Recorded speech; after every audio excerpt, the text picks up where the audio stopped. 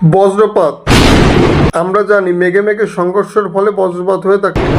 সাধারণত মেঘে পানির কণা ও বরফের মধ্যে সংঘর্ষের ফলে ঋণাত্মক ও ধনাত্মক চার্জ সৃষ্টি হয়, যা ভারসাম্যহীন হয়ে বাতাসের মধ্যে দিয়ে বিদ্যুৎ প্রবাহিত হয়ে থাকে।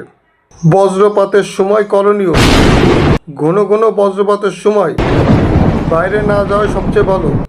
ঘরের ভিতরে আশ্রয় নিন।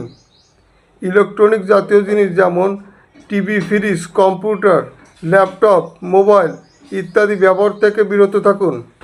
ধাতব জাতীয় জিনিস যেমন লোহা, ধাতব ছাতা ইত্যাদি নিরাপদ দূরত্বে রাখুন।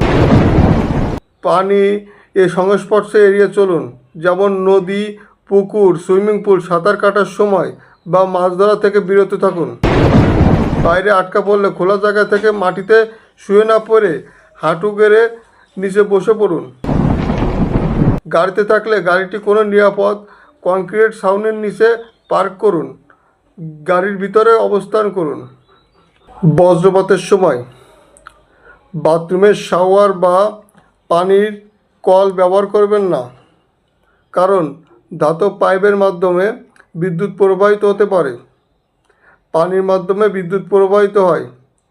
বজ্রপাতের সময় বড় বা উঁচু কোনো গাছের নিচে আশ্রয় নেবেন না, কারণ বড় গাছের নিচে আশ্রয় নেওয়া মারাত্মক বিপজ্জনক।